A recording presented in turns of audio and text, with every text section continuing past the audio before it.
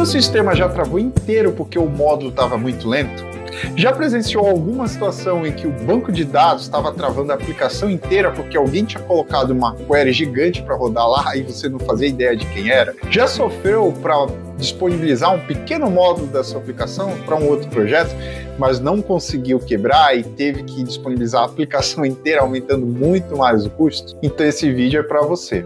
Já encomenda mais memória RAM para poder debugar aquele monolito que demora 2 minutos só para iniciar na sua máquina local, que o vídeo já vai começar.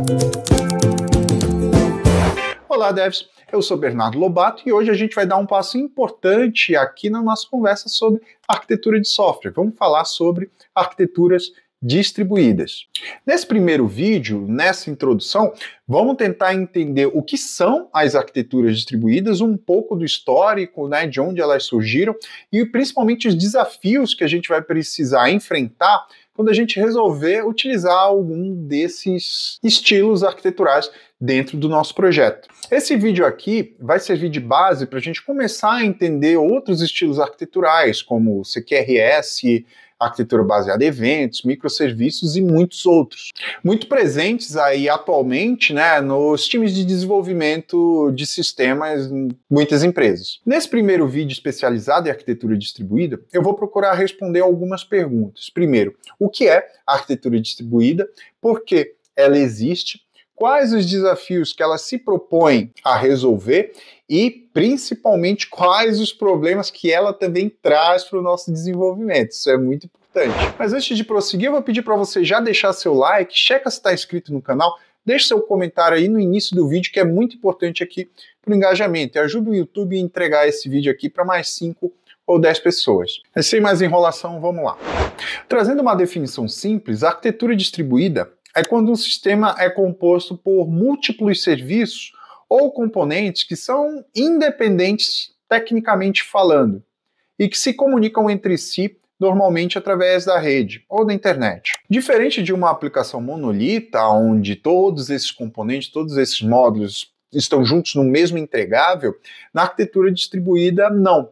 Esses componentes podem estar em implementações diferentes e as divisões que levam a essas implementações, podem ser técnicas ou de negócios ou alguma outra, vão depender do estilo arquitetural que foi adotado naquele sistema, tá? Naquela aplicação. Para a gente continuar falando então de arquitetura distribuída, vamos seguir com um exemplo um pouquinho mais prático. Mas ao invés de a gente usar os exemplos que a gente está usando nos últimos vídeos de e-commerce, que já está muito batido, vamos pensar uma coisa diferente. Vamos pensar como que seria uma arquitetura de um sistema de streaming, por exemplo, como uma Netflix da vida. Pensando cá com meus botões, acho que uma arquitetura como a da Netflix teria serviços mais ou menos assim, um serviço de autenticação e autorização, que é responsável ali por gerenciar login, permissões, perfis de usuário, etc. Um serviço de catálogo, que mantém todas as informações e metadados dos filmes e séries. Um serviço ali de recomendação que, baseado no catálogo, gera sugestões personalizadas usando algoritmos de inteligência artificial, machine learning, por exemplo. Um outro serviço de pagamento de assinatura, que pode processar cobranças, planos de renovação, assinaturas, etc. Um serviço de histórico, estatística, um serviço de notificações, um serviço de upload de conteúdo, um serviço de busca, logs, etc, etc, etc. Então, cada um desses componentes, cada um desses serviços, quando a gente fala de arquitetura distribuída, pode ser um entregável diferente, pode ser um produto diferente, pode ser um projeto diferente, pode estar implementado numa linguagem diferente. Certo, tudo bem, você deve estar pensando agora, beleza, eu vou ter tudo isso, mas por que eu preciso separar? Por que eu não crio um projeto só com todos esses componentes dentro e trabalho nesse projeto normalmente como todos os outros projetos? Não seria muito mais fácil de desenvolver, de dar manutenção? Eu acho que essa é a pergunta de ouro quando a gente está falando de arquitetura distribuída, de arquitetura de software no geral. E só quem pode responder é você, que toma as decisões do projeto, que entende o que é melhor para o projeto. E é importante você embasar essa decisão. Sim, nesse exemplo eu provavelmente poderia ter todos os componentes ou a maioria desses componentes num sistema só, num sistema único, e diminuir boa parte da complexidade do meu projeto. Mas aí, como a gente já vem instigando desde o primeiro vídeo aqui do canal, vamos fazer algumas perguntas e tentar responder tendo em mente esse modelo monolítico. O que acontece se tem muita gente acessando meu módulo de streaming, muita gente assistindo o filme, e se eu estou num monolito ali, o modo de recomendação ou o módulo de pagamentos para de funcionar? Eu vou parar de entregar vídeo para os meus assinantes? O que acontece quando eu preciso contratar desenvolvedores especialistas em sistemas de recomendação, especialistas em inteligência artificial? Eles vão perder ali, sei lá, 1, 2 semanas só no onboard de uma aplicação gigantesca, complexa, só para conseguir começar a trabalhar. E o que acontece com a velocidade da minha entrega quando eu preciso parar a minha operação para subir um sistema inteiro, mesmo com a mínima modificação possível? Eu posso arcar com isso? Mesmo que esse seja um deploy que pode levar horas e envolver bastante gente? E quando aquele dev que chegou agora no projeto acaba quebrando a build, quebrando o Git, e todo mundo que baixa o código fica impossibilitado de conseguir rodar o projeto? De novo, só você vai saber responder a essas perguntas dentro do seu projeto. Falando um pouquinho de histórico, a arquitetura distribuída ela começou a se tornar um pouquinho mais comercial e ficar um pouquinho mais popular entre os desenvolvedores ali mais ou menos no final dos anos 90, início dos anos 2000, mas em contextos diferentes. Esse modelo de arquitetura já existe ali desde os anos 70, 80. A ideia já existia em ambientes acadêmicos e militares também, principalmente com redes como a ARPANET, o embrião da internet ali, né?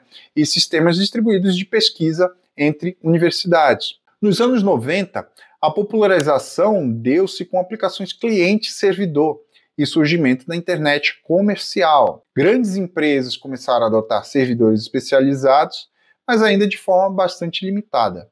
No início dos anos 2000, com o crescimento da web de alta escala, ali com o surgimento da Google, da Amazon, do Yahoo, isso acabou exigindo soluções distribuídas para lidar com o que agora era um tráfego massivo.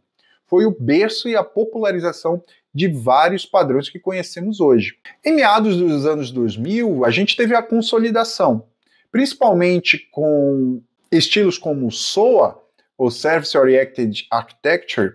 Levanta a mão aí quem já passou raiva com isso. E também com o início das grandes plataformas de streaming e redes sociais, e marketplace, né, também, já usando microserviços distribuídos, que tiveram uma explosão ali na década de 2010, né, juntamente com o surgimento e popularização da computação em nuvem, com AWS, Google Cloud e Azure, o que acabou tornando possível para empresas menores, né, pequenas e médias empresas, passar a utilizar esse modelo distribuído, pois a nuvem tornava mais acessível esses recursos. Hoje, a arquitetura distribuída é praticamente padrão para sistemas que precisam de alta disponibilidade, escalabilidade e tolerância a falhas. Se você já acompanha os vídeos aqui do canal, os conceitos e termos que eu vou falar agora já devem estar mais familiarizados, né? Eu sempre fui trazendo um pouquinho em cada vídeo, para quando chegasse aqui e a gente começasse a falar de fato desses termos, não ser um bicho de 7 cabeças para ninguém. Mas vamos lá. Motivos para eu adotar a arquitetura distribuída. Primeiro, escalabilidade independente. Eu posso escalar somente aquele módulo do meu sistema, aquele pedacinho que está com sobrecarga. Exemplos, um módulo de pagamentos, um serviço de pagamentos que está sofrendo sobrecarga numa Black Friday, numa venda de fim de ano, ou um serviço de entrega de vídeos num streaming que está também sofrendo sobrecarga, porque teve um lançamento muito esperado pelos assinantes e está todo mundo assistindo ao mesmo tempo. Com esse modelo eu consigo escalar só esse serviço e garantir que os meus usuários tenham uma boa experiência. Resiliência. Uma falha pontual dentro de um dos componentes da minha arquitetura não pode interromper todo o funcionamento do meu sistema. Com esse modelo de arquitetura eu posso ter mecanismos que tratem essa falha e saibam da existência dela e ainda assim não prejudiquem muito a experiência do usuário como um todo. Ainda assim o sistema esteja acessível e utilizável e o usuário consiga concluir o seu objetivo. nem que seja parcialmente. Flexibilidade tecnológica. Com cada serviço ou componente separado, se comunicando através da rede, é comum eu ter stacks diferentes, né, dependendo do caso, em serviços diferentes. Se para um tipo de serviço ou um tipo de componente é legal eu utilizar uma linguagem X, uma linguagem mais específica, eu posso utilizar, sem precisar comprometer todo o restante do meu sistema. Equipes independentes. Cada componente pode ter, eventualmente, o seu próprio time de desenvolvimento. Isso aumenta muito nossas entregas, isso ajuda muito a gente a fazer deploys mais rápido, entregar com mais velocidade, entregar mais features, e tudo isso sem precisar ficar tocando no código do coleguinha. A gente aprende ali o nosso escopo, o nosso componente, o nosso pedacinho ali, e só entrega o que diz respeito a esse pedacinho. Um aspecto muito importante que a gente precisa levar em consideração também, e o quanto antes melhor, é a comunicação entre esses serviços, entre esses componentes dentro da minha arquitetura distribuída. Normalmente, os componentes se comunicam de uma das duas formas, ou de maneira síncrona ou de maneira assíncrona. Da maneira síncrona é quando eu faço uma requisição para um outro serviço, um outro componente, e fico bloqueado até aquela requisição me retornar uma resposta válida. Na comunicação assíncrona, eu faço essa mesma requisição, porém eu não espero uma resposta imediata, eu não fico bloqueado aguardando essa resposta. Essa resposta vai ser enviada para mim a posteriori, e o meu sistema tem que estar preparado para lidar tanto com o envio da solicitação, quanto com esse recebimento em um segundo momento. A escolha entre síncrono e assíncrono vai impactar diretamente ali em questões relacionadas à escalabilidade, disponibilidade e complexidade de implementação, tá? A gente já fez aqui 2 vídeos, cada um falando sobre um desses tipos de comunicação, tá? Clica aqui no card se você ainda não viu, para você saber direitinho do que eu estou falando. Tá, mas quando que é um bom momento de eu começar a pensar na minha implementação em serviços distribuídos? Muita gente diz que uma boa abordagem é já começar o seu desenho, já começar a estruturação do seu sistema, pensando nele como um sistema distribuído, como componentes independentes, isso a nível de desenho, tá? Mesmo que na hora da implementação eu não siga exatamente esse modelo distribuído, esse tipo de pensamento já dá uma boa ideia de como cada módulo, cada componente vai se comportar e qual o escopo de cada um também. Já outras pessoas dizem que isso pode ser over-engineering, que o ideal é você pensar no seu sistema como um monolito mesmo, mas sempre atentando a problemas que podem ocorrer com esse modelo, e manter sua arquitetura sempre preparada para modificar esse estilo arquitetural e para poder ser eventualmente distribuída com o menor impacto possível de implementação. Eu acho que o importante nesse caso é a gente ter aquela responsabilidade, porque meu sistema seja modificado ali quando necessário, e se necessário, com o mínimo de efeito colateral possível, para que a gente não fique ali também anos e anos tentando migrar um sistema de um estilo para o outro e acabe tendo que refazer tudo no final das contas. Porém, apesar disso, existem algumas características dentro da nossa arquitetura que gritam que o nosso sistema pode se beneficiar do uso da arquitetura distribuída. Como, por exemplo, projetos que precisam de alta escala e múltiplas equipes, necessita de alta disponibilidade, principalmente em componentes diferentes, casos em que diferentes partes do sistema crescem de uma maneira mais acentuada que outras partes do mesmo projeto, muitas integrações com outras APIs ou com APIs desenvolvidas por outro time, pode ser também um bom indicativo de que o nosso projeto vai se beneficiar de arquiteturas distribuídas.